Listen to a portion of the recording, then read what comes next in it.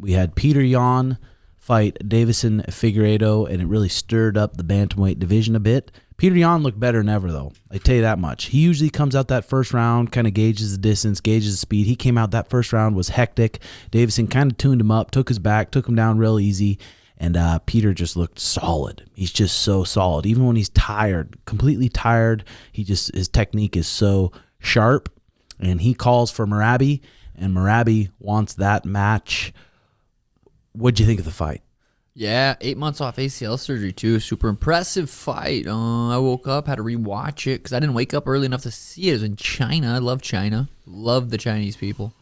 Very impressive fight. Yeah, super good inside trip. Remember that one trip? That was fire. Looked good, sharp. 5 rounds. Both guys had really good cardio. Figgy dropped Peter at in the 4th there at the end. Hit him with some nice body shots. Peter's fucking little snappy kicks he does. His little 5'4" leg gets up there. It's pretty quick. It's fucking super skilled. One of the most, I mean, we've been saying it for years, one of the most skilled guys in the UFC. And he boxes so good and close. He was lighting up Davison Figueiredo when they were in that close, like, dirty boxing range. Okay, so we got Merab the champion.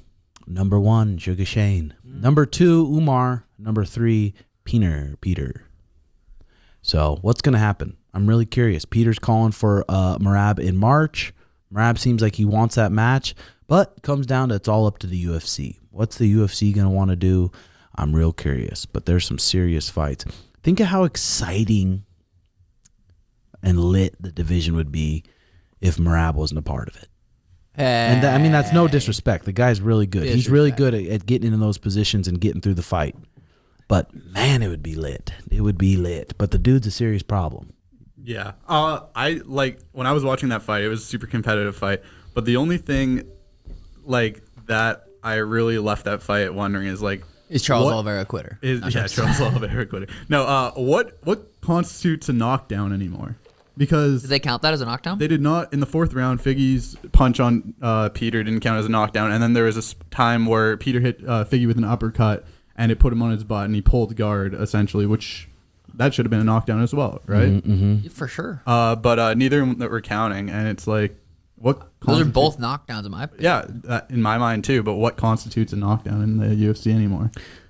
I mean, who knows? I guess does it even matter? What does I guess for the judges, it does, because the judges could award a 2-point round based off a knockdown. Yeah. I mean, would it be a knockdown in boxing? Yes. Would it be a knockdown in kickboxing? Yes. Would it be a knockdown in any other striking sport? Yes, it would be. So, yeah, who knows there? But it's going to be some exciting times this next year. Yeah, because Umar wants to fight Merab in January. Peter wants to fight Merab in March. I want to fight Merab in April. Merab is absolutely shitting himself, terrified of Umar. Think he will do that? Doesn't. I mean, he doesn't want to fight Umar. Now he's saying he wants to fight Peter. He wanted to fight me. But I mean, it is what it is. But Peter got 50-45 to Merab. Yes. 50-45. Peter 50-45 Figgy, and I think did he? He won that first round. Yeah, I know, and you could argue that he. I mean, for me, I thought it was close in the 1st and the 4th round for sure. There were definitely arguable rounds. Yeah. Well, good news is Suga Shane's back to training. We got into some mitts. We got into some light sparring. People are like, you got to start grappling, brother. Don't need to see you hitting mitts. You're already sharp. Wrestling. I can't wrestle yet. I can move around. I can hit mitts a little bit. I can fucking shadow box spar a little bit. Cannot grapple at all yet.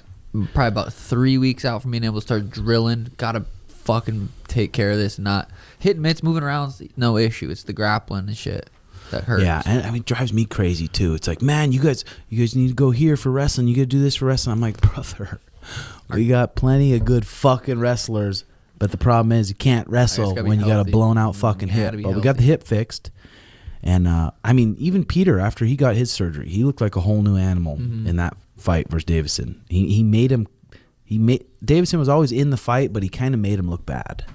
He kind of just pieced him.